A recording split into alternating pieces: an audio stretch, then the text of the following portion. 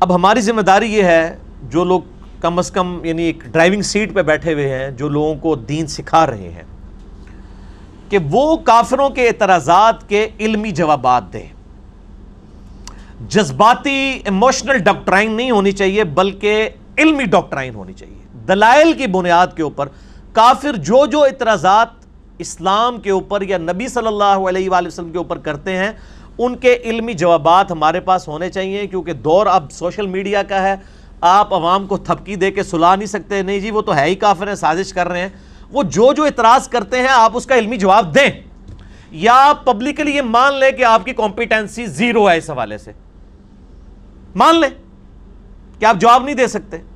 آپ سے صرف نکاح طلاق کے اور استنجا کا طریقہ اور نماز کے اختلافات یہی پوچھے جا سکتے ہیں. آپ کی اتنی کمپیٹنسی ہے، اور وہ بھی آپ نے قرآن و حدیث سے نہیں جواب دینا ہوتا. وہ اپنے بزرگوں کی کتاب میں کسی نے بہشتی زیور کھولنا ہوتا ہے، کسی نے بار شریعت کھولنا ہوتا ہے، اس میں سے کھول کے بتا دیتے ہیں. دلیل تو دینی کوئی نہیں ہوتی ہے.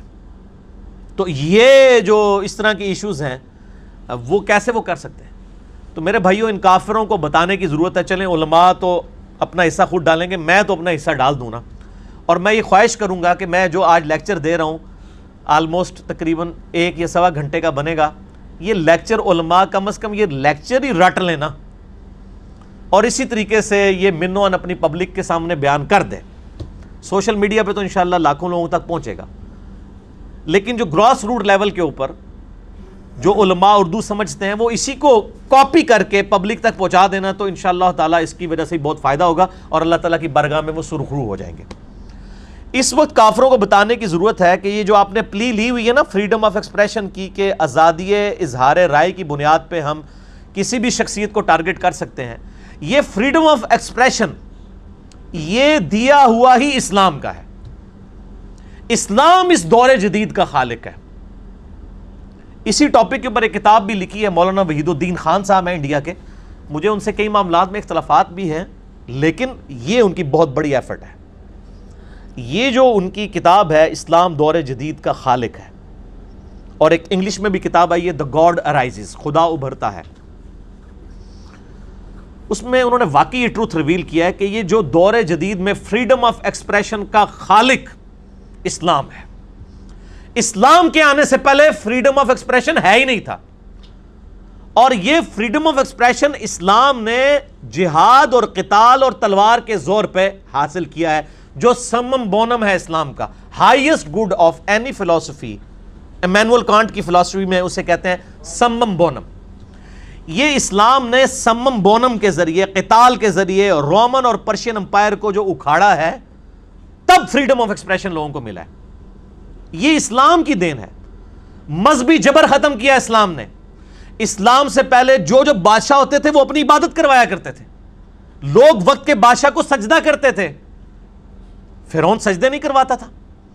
اسلام کو ایز اے لاسٹ ریزارٹ مجبوری میں تلوار اٹھانی پڑی، کیونکہ ہزاروں سال کی یہ حکومتیں جو تھی پرشین اور رومن امپائر، جو اپنی عبادت کرواتے تھے، ان کے یعنی ان کی تو ساری کی ساری عزت سٹیک پہ لگی ہوئی تھی اس حوالے سے کہ ان کو کوئی للکارتا. اسلام نے للکارا تو پھر وہ تلوار کے زور پر ان کو جنگ یرموک اور جنگ قادسیہ میں گھٹنے ٹکوائے گئے نا. تو وہ صرف وہ امپائرز نہیں ہمیشہ کے لیے ختم ہوئی. اور نبی علیہ السلام کی بشارت دیکھیں بخاری مسلم میں، آپ نے فرمایا کہ ان قریب کیسر روم ختم ہو جائے گا، پھر قیامت تک کوئی کیسر نہیں ہوگا. اور ان قریب کسرا پرشیا کا وہ بھی ختم ہو جائے گا، قیامت تک کوئی کسرا نہیں ہوگا. دیکھ لیں وہ جس طرح آج امریکہ اور رشیا سپر پاورز ہیں نا، نبی علیہ السلام کے زمانے میں رومن اور پرشین امپائر تھی. 3 براعظموں میں پھیلی ہوئی تھی رومن امپائر، اور باقی جگہ پہ پرشین امپائر کی حکومت تھی. ود ان 17 ایئرز یہ سب کے سب مسلمانوں کے قدموں میں گر پڑے. تو وہ مذہبی جبر ختم کیا. پہلے بادشاہ اپنی عبادت کرواتے تھے، کیا مسلمانوں کے بادشاہ نے کبھی اپنی عبادت کروائی ہے؟ وہ شخص جو کہ نبی علیہ السلام یعنی مسلمانوں کے ہادی اور رہنما بھی تھے، صرف ان کے لیڈر نہیں تھے پولیٹیکل یا بادشاہ نہیں تھے، بلکہ وہ مذہبی بھی عقیدت لوگ رکھتے تھے، لیکن ان کی بھی عبادت نہیں کی گئی.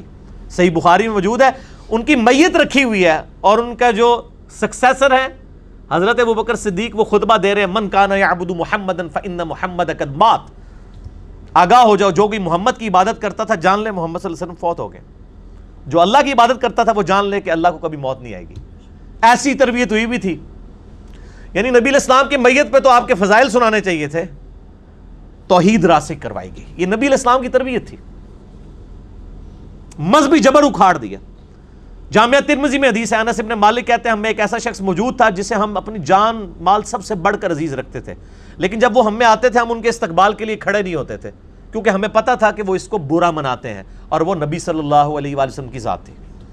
اپنے استقبال میں کھڑے نہیں ہونے دیتے تھے. عبادت کروانا تو بڑی دور کی بات ہے. پھر ترمذی میں حدیث ہے جس شخص کی یہ خواہش ہو کہ لوگ اس کے سامنے کھڑے رہیں عزت کے طور پہ، صرف کھڑے رہیں، جھکنا تو بہت بڑی بات ہے، وہ اپنا مقام دوزخ میں دیکھ لے. یہ اسلام تھا جس نے مذہبی جبر ختم کیا. اور آج آپ دیکھیں کیا حالت ہے کہ دنیا کی سب سے بڑی سپر پاور اس وقت امریکہ ہے. ان کا پریزیڈنٹ جو دنیا کا طاقتور ترین انسان ہے ٹرمپ، تلاوت ہو رہی ہوتی ہے تو وہ بھی بیٹھ کے سن رہا ہوتا ہے. یہ فریڈم آف ایکسپریشن کس نے دیا ہے کہ آپ ٹرمپ کے سامنے بھی قرآن پڑھ رہے ہیں؟ آپ بے شک وید پڑھ لیں اس کے سامنے، آپ بے شک بائبل پڑھ لیں، وہ آپ کو نہیں روکے گا. آپ یورپ امریکہ میں کسی بازار کے اندر جا کے اسٹریٹ دعوت کریں، آپ کو نہیں روکا جائے گا. یہ فریڈم آف ایکسپریشن کہاں سے آیا ہے؟ اسلام نے رومن اور پرشین امپائر کو اکھاڑا کہ یہ انسان ہماری طرح کہ ان کی عبادت نہیں ہو سکتی، خدا کی عبادت کرو. اور اس کے بعد آپ نے نہیں دیکھا کہ دنیا میں کسی بادشاہ کی عبادت کی جا رہی ہو. یہ فریڈم آف ایکسپریشن دیا ہی اسلام نے ہے. اس کو یعنی اس کے بارے میں یہ کہنا کہ یہ فریڈم آف ایکسپریشن ہے کہ آپ ان ہستیوں کو ٹارگٹ کر کے ان سے علمی اختلاف کریں، ہم جواب دیں گے. نبی علیہ السلام سے بھی آپ علمی اختلاف کریں. قرآن تو کہتا ہے، کئی جگہ قرآن کہتا ہے فَأْتُوا بُرْهَانَكُمْ إِن كُنتُمْ صَادِقِينَ، سچے ہو تو دلیل لے کر آؤ.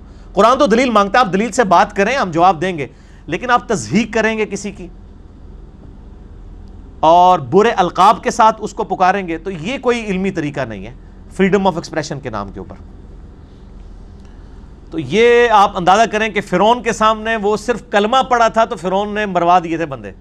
آج ٹرمپ کے سامنے آپ بے شک کلمہ پڑھیں کچھ بھی نہیں ہوگا، قرآن پڑھیں وہ بھی سنے گا ساتھ ہو کے. یہ جو مذہبی جبر ختم کیا ہے یہ ہے وہ چیز.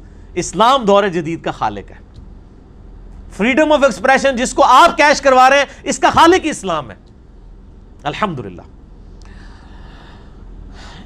اس حوالے سے میرے بھائیو جو یہ رومن اور پرشین امپائر کو اکھاڑا گیا، پھر لونڈیوں کا سسٹم، یہ جہاد اور قتال، جتنے غیر مسلموں کے اعتراضات ہیں نا، اس کے اوپر میرے علم میں بلکہ پوری دنیا میں آپ بڑے بڑے اسکالر سے پوچھ لیں، ایک ہی کتاب ہے جو لکھی گئی ہے، وہ مولانا مودودی رحمہ اللہ تعالیٰ کی کتاب ہے الجہاد فی الاسلام.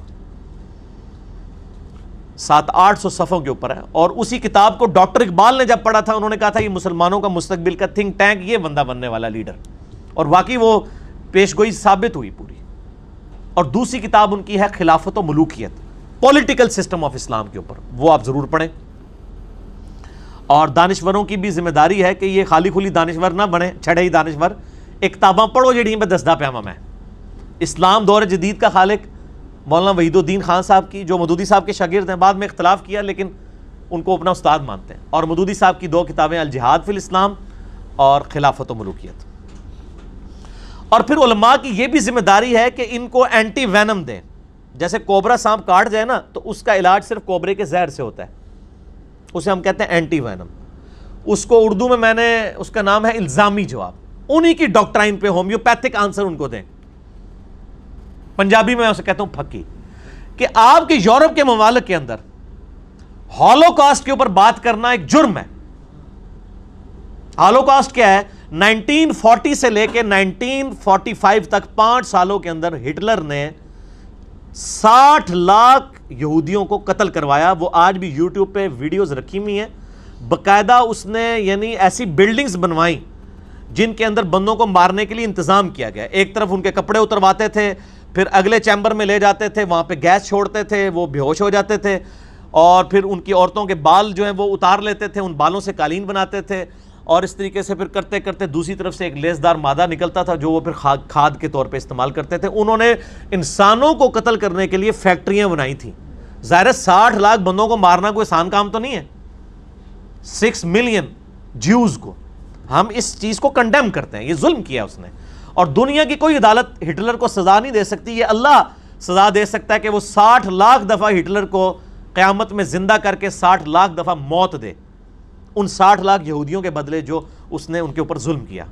ہم کنڈیم کرتے ہیں، اور یہ جو مولوی جو ہے نا یہ اس چیز سے بھی باہر آئے کہ کافر مرے تو وہ خوشی منا رہے ہوتے ہیں، نہ، سورۃ المائدہ میں آیا کہ ایک انسان کو جس نے ناحق قتل کیا پوری انسانیت کو قتل کیا، اور جس نے ایک انسان کو بچایا اس نے پوری انسانیت کو بچایا۔ سورۃ المائدہ آیت نمبر 32 33 پڑھ کے دیکھ لیں۔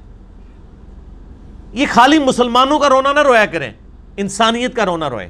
نبی صلی اللہ علیہ وآلہ وسلم رحمت للمسلمین نہیں ہے، رحمت للعالمین ہے، تمام جہان والوں کے لیے رحمت ہے، جانوروں کے لیے بھی، انسانوں کے لیے بھی، نباتات کے لیے بھی، حیوانات کے لیے بھی۔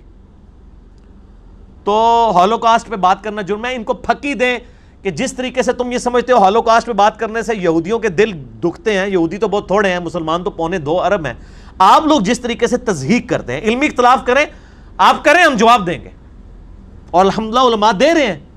علماء سے مراد میں یہ انڈیا پاکستان بنگلہ دیش کے مدرسوں کے علماء کی بات نہیں کر رہا، ان بیچاروں کی کمپیٹنسی نہیں ہے۔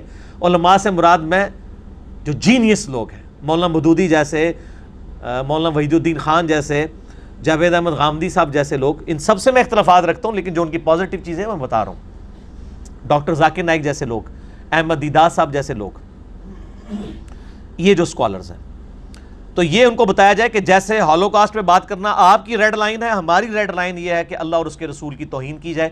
تو اس حوالے سے یہ پھر روٹ کاز انالیسس، دہشت گردی کی وجوہات کیا ہیں، چونکہ سب سے پورٹنٹ جذبہ جو ہے وہ ریلیجن ہی ہے، اسی بنیاد پہ ہی کوئی اپنی جان دے سکتا ہے، تو ریلیجن ہی بنیاد بنتا ہے دہشت گردی کی۔ اس صورت میں جب آپ غلط طریقے سے ریلیجن کے ماننے والے لوگوں کی جو مقدس ہستیاں ہیں ان کی آپ تضحیق کرتے ہیں۔